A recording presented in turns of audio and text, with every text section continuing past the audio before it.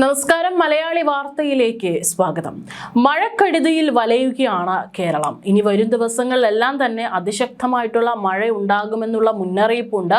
അതായത് ഇപ്പോൾ പലയിടത്തും ഒരു താൽക്കാലിക ആശ്വാസം ഉണ്ടെങ്കിലും അത് വെറും താൽക്കാലിക ആശ്വാസമാണ്. കാരണം കേരളത്തിൽ ഇപ്പോൾ നിലവിൽ അതിശക്തമായിട്ടുള്ള മഴ സാഹചര്യമാണ് ഉള്ളത്. ഏതായാലും പ്രളയ മഴയ്ക്ക് പിന്നിൽ പ്രാദേശിക ലഘുമേഘ വിസ്ഫോടനങ്ങളാണെന്ന് വിദഗ്ധർ ചൂണ്ടിക്കാട്ടുന്നുണ്ട്.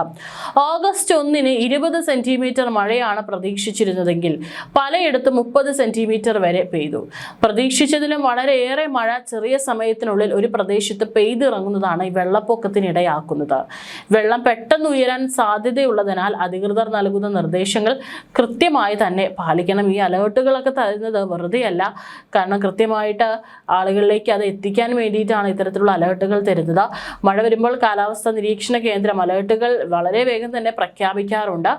സാധാരണ നമ്മൾ ഉയർന്ന് കേൾക്കുന്ന ഈ അലേർട്ടുകളാണ് റെഡ് അലേർട്ട്, ഓറഞ്ച് അലേർട്ട്, അതുപോലെ തന്നെ യെല്ലോ അലേർട്ട് എന്നൊക്കെ പറഞ്ഞുകൊണ്ട്. പലർക്കും ആ ഒരു എന്താണ് എന്നറിയില്ല. നിറങ്ങൾ മാറുന്നുണ്ട്. പക്ഷേ ഓരോ അലേർട്ടുകൾ പ്രഖ്യാപിക്കുമ്പോൾ ആ അലേർട്ട് പ്രഖ്യാപിച്ചിട്ടുള്ള മേഖലയിലുള്ള ആളുകൾ എന്ത് ചെയ്യണം, അടുത്തതായിട്ട് എന്ത് ആക്ഷനാണ് എടുക്കേണ്ടത് എന്നുള്ളതിനെ കുറിച്ച് ഇപ്പോഴും പല ആളുകൾക്കും കൃത്യമായിട്ടുള്ള ഒരു വിവരമില്ല എന്നുള്ളതാണ് പ്രധാന കാരണം. 4 നിറത്തിലുള്ള അലേർട്ടുകളാണ്. ഇതൊക്കെ ഏത് സാഹചര്യത്തിൽ വിവിധ അലേർട്ടുകൾ പ്രഖ്യാപിക്കുന്നത്, ഈ 4 അലേർട്ടുകൾ കൊണ്ട് എന്താണ് കേന്ദ്ര കാലാവസ്ഥാ നിരീക്ഷണ കേന്ദ്രം ഉദ്ദേശിക്കുന്നത് എന്നുള്ളതിനെ കുറിച്ചിട്ടൊക്കെ തന്നെ ഒരു വിശദാംശം ആളുകളിലേക്ക് എത്തേണ്ടിയിരിക്കുന്നു. ചുവപ്പ്, ഓറഞ്ച്, മഞ്ഞ, പച്ച ഇതാണ് സാധാരണയായിട്ട് നൽകാറുള്ള അലേർട്ടുകൾ. മഴ പെയ്യാനുള്ള സാധ്യത, പ്രവചനത്തിലെ മഴയുടെ അളവ്, തീക്ഷ്ണത, പ്രവചനത്തിലെ മഴ സാധ്യതാ സ്ഥലങ്ങളെ സംബന്ധിച്ച വിവരം എന്നിവ പരിശോധിക്കും. അതിനുശേഷമാണ് ഈ ഒരു ഓറഞ്ച്, റെഡ്, അതുപോലെ തന്നെ ഗ്രീൻ, യെല്ലോ അലേർട്ടുകൾ നൽകുന്നത്. പ്രവചിക്കുന്ന മഴയ്ക്ക് അനുസരിച്ച് തയ്യാറെടുപ്പുകൾ നടത്താനാണ് വിവിധ അലേർട്ടുകൾ. ദുരന്ത നിവാരണ അതോറിറ്റി ഈ അറിയിപ്പുകൾ ചുരുക്കി ചിത്രവും പട്ടികയുമായി പൊതുജനങ്ങൾക്ക് നൽകാറുണ്ട്. ദുരന്ത നിവാരണ അതോറിറ്റിയുടെ മാർഗരേഖയിൽ അലേർട്ടുകളുടെ സ്വഭാവത്തെക്കുറിച്ചൊക്കെ തന്നെ കൃത്യമായിട്ട് വിവരിക്കുന്നുണ്ട്. ചുവപ്പൊഴികെയുള്ള അലേർട്ടുകളെ പൊതുവിൽ ഭീതിയോടെ കാണേണ്ടതില്ല. എങ്കിലും ഓറഞ്ചും യെല്ലോ അലേർട്ടുകൾ പ്രഖ്യാപിച്ചാൽ കരുതലും ജാഗ്രതയും വേണം. അതിതീവ്ര മഴയ്ക്ക് സാധ്യതയുള്ളപ്പോഴാണ് റെഡ് അലേർട്ട് പ്രഖ്യാപിക്കുന്നത്. 24 മണിക്കൂറിൽ 204.4 mm കൂടുതൽ മഴ ലഭിക്കുമെന്നാണ് അതിതീവ്ര മഴ എന്നതുകൊണ്ട് കേന്ദ്ര കാലാവസ്ഥാ വകുപ്പ് അർത്ഥമാക്കുന്നത്. ഇനി ഈ അലേർട്ടുകളെ കുറിച്ചൊന്ന് വിശദമായിട്ട് പറയാം. First red alert. Red alert പ്രഖ്യാപിച്ചാൽ കർശന സുരക്ഷാ നടപടികൾ സ്വീകരിക്കണം. ദുരന്ത സാധ്യതാ മേഖലയിൽ നിന്ന് എല്ലാവരെയും സുരക്ഷിത സ്ഥാനങ്ങളിലേക്കോ ക്യാമ്പുകളിലേക്കോ മാറ്റി താമസിപ്പിക്കണം. മാറി താമസിക്കാൻ തയ്യാറാകാത്തവരെ ആവശ്യമെങ്കിൽ നിർബന്ധമായി മാറ്റി താമസിപ്പിക്കണം. രക്ഷാസേനയെ വിന്യസിക്കുക, ക്യാമ്പുകൾ ആരംഭിക്കുക തുടങ്ങിയ എല്ലാവിധ നടപടിക്രമങ്ങളും റെഡ് അലേർട്ട് നൽകിയാൽ പൂർത്തീകരിക്കണം. ഇനി ഓറഞ്ച് അലേർട്ട്. അതിശക്തമായ മഴയ്ക്കുള്ള സാധ്യതയുള്ളപ്പോഴാണ് ഓറഞ്ച് അലേർട്ട് പ്രഖ്യാപിക്കുന്നത്. അതായത് 24 മണിക്കൂറിൽ 115.6 mm മുതൽ 204.4 mm വരെ മഴ ലഭിക്കുമെന്നാണ് അതിശക്തമായ മഴ എന്നതുകൊണ്ട് കാലാവസ്ഥാ വകുപ്പ് അർത്ഥമാക്കുന്നത്. ഓറഞ്ച് അലേർട്ടിലൂടെ അതിജാഗ്രതാ മുന്നറിയിപ്പാണ് നൽകുന്നത്. സുരക്ഷാ തയ്യാറെടുപ്പുകൾ തുടങ്ങണം. മാറ്റി താമസിപ്പിക്കൽ ഉൾപ്പെടെ അധികൃതർ ആരംഭിക്കേണ്ടതുണ്ടോ, അതിനുവേണ്ട മുന്നൊരുക്കങ്ങൾ പൂർത്തിയാക്കേണ്ടതായോ ഘട്ടമാണ്. അപകട സാധ്യതാ പ്രദേശങ്ങളിൽ താമസിക്കുന്നവരും എമർജൻസി കിറ്റ് ഉൾപ്പെടെ തയ്യാറാക്കി നിൽക്കണം. രക്ഷാസേനകളോട് തയ്യാറെടുക്കാൻ ആവശ്യപ്പെടും. ക്യാമ്പുകൾ തയ്യാറാക്കണം. ഇനി യെല്ലോ അലേർട്ട്. ഒറ്റപ്പെട്ട ശക്തമായ മഴയ്ക്കുള്ള സാധ്യതയുള്ളപ്പോഴാണ് യെല്ലോ അലേർട്ട് പ്രഖ്യാപിക്കുന്നത്. 24 മണിക്കൂറിൽ 64.5 mm മുതൽ 115.5 mm വരെ മഴ ലഭിക്കുന്ന സാഹചര്യത്തെയാണ് ശക്തമായ മഴ എന്നതുകൊണ്ട് അർത്ഥമാക്കുന്നത്. യെല്ലോ അലേർട്ട് ഉള്ളപ്പോൾ കാലാവസ്ഥയെ കരുതലോടെ നിരീക്ഷിക്കണം. സാഹചര്യങ്ങൾക്ക് അനുസരിച്ച് അപ്ഡേറ്റ് ചെയ്യണം. ഭയപ്പെടേണ്ട സാഹചര്യമില്ല. അപകട സാധ്യത അപ്ഡേറ്റ് ചെയ്യുന്നതിനനുസരിച്ച് മുന്നൊരുക്കങ്ങളും നടത്താം. ഇനി ഗ്രീൻ അലേർട്ട്. ഏറ്റവും താഴെ വരുന്നതാണ് ഗ്രീൻ അലേർട്ട്.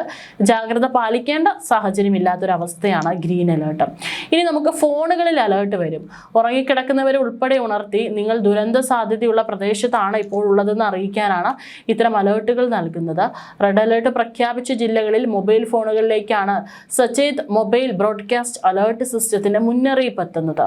അടിയന്തര ഘട്ടങ്ങളിൽ ഉപയോഗിക്കാൻ 2006 മെയ്യിലാണ് കേന്ദ്രം ഇത് പരീക്ഷിച്ചത്. പരീക്ഷിച്ചത്. കോടിക്കണക്കിന് മൊബൈലുകളിലേക്ക് അസാധാരണ ശബ്ദത്തോടെ ഒരേ സമയം അലേർട്ടുകൾ നൽകാൻ നാഷണൽ ഡിസാസ്റ്റർ അലേർട്ട് പോർട്ടലിന് കഴിയും.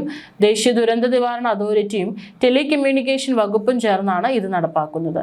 സൈലന്റ് മോഡിലോ ഡു നോട്ട് ഡിസ്റ്റർബ് മോഡിലോ ആണെങ്കിൽ പോലും ഈ മുന്നറിയിപ്പ് എത്തുമ്പോൾ ഫോൺ ഉച്ചത്തിൽ ശബ്ദിക്കുകയും സ്ക്രീനിൽ സന്ദേശം തെളിയുകയും ചെയ്യും.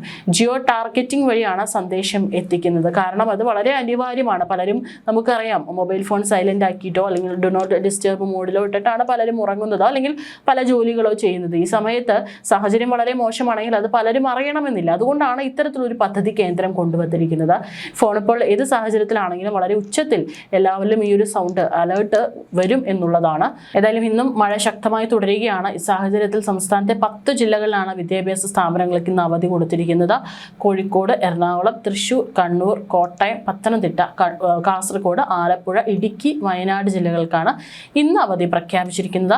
കേരള സർവകലാശാല ഇന്ന് നടത്താൻ നിശ്ചയിച്ചിരുന്ന എല്ലാ പരീക്ഷകളും മാറ്റിയിട്ടുണ്ട്. പ്രാക്ടിക്കൽ, വൈവ ഉൾപ്പെടെ മാറ്റിവെച്ചിട്ടുണ്ട്. പുതുക്കിയ തീയതി പിന്നീട് അറിയിക്കും. കേരള സർവകലാശാല പഠന വകുപ്പുകളിലെ പരീക്ഷകൾക്ക് മാറ്റമില്ല. ആലപ്പുഴ, കോട്ടയം ജില്ലകളിലാണ് ഇന്ന് റെഡ് അലേർട്ട് ഉള്ളത്.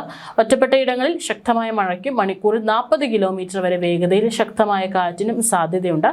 കാലാവസ്ഥാ മുന്നറിയിപ്പ് നൽകുന്നതിൽ വിട്ടുവീഴ്ച ഉണ്ടെങ്കിൽ അത് കേന്ദ്ര കാലാവസ്ഥാ വകുപ്പിന്റെ കുഴപ്പമാണെന്നാണ് റവന്യൂ മന്ത്രി AP അനിൽകുമാർ പറഞ്ഞിരിക്കുന്നത്. കേന്ദ്ര കാലാവസ്ഥാ വകുപ്പ് നൽകുന്ന അലേർട്ടുകൾ പ്രഖ്യാപിക്കുക മാത്രമാണ് സർക്കാരിന്റെ ഉത്തരവാദിത്തം. സംസ്ഥാന സർക്കാരിന് സ്വന്തം നിലയിൽ മുന്നറിയിപ്പ് നൽകാൻ കഴിയില്ലെന്നും മന്ത്രി പറഞ്ഞു. കേന്ദ്ര കാലാവസ്ഥാ വകുപ്പ് വരും ദിവസങ്ങളിൽ ജില്ലയിൽ ശക്തമായ മഴ മുന്നറിയിപ്പ് നൽകിയ സാഹചര്യത്തിൽ വയനാട് ജില്ലയിലേക്കും ജില്ലയ്ക്ക് പുറത്തേക്കും അത്യാവശ്യമില്ലാത്ത യാത്രകൾ ഒഴിവാക്കണമെന്നാണ് വയനാട് ജില്ലാ കലക്ടർ DR മേഘശ്രീ അറിയിച്ചിരിക്കുന്നത്. യാത്രക്കാരുടെ സുരക്ഷ കണക്കിലെടുത്ത് ആവശ്യമില്ലാത്ത അന്തർ സംസ്ഥാന യാത്രകൾക്കും നിയന്ത്രണം ഏർപ്പെടുത്തിയതായി ജില്ലാ ഭരണകൂടം അറിയിച്ചു. അന്തർ സംസ്ഥാനത്ത് നിന്നും ജില്ലയിലേക്ക് വരുന്ന വാഹനങ്ങൾക്കും മറ്റും ഹെവി വാഹനങ്ങൾക്കും നിയന്ത്രണം ഏർപ്പെടുത്തണമെന്നും നീലഗിരി ജില്ലാ ഭരണകൂടത്തോട് ആവശ്യപ്പെട്ടതായി കലക്ടർ അറിയിച്ചു. വയനാട്ടിലെ കാലാവസ്ഥ മെച്ചപ്പെടുന്നതുവരെ നിയന്ത്രണം തുടരാൻ പോലീസ്, മോട്ടോർ വാഹന വകുപ്പുകൾക്കും നിർദ്ദേശം നൽകിയിട്ടുണ്ട്.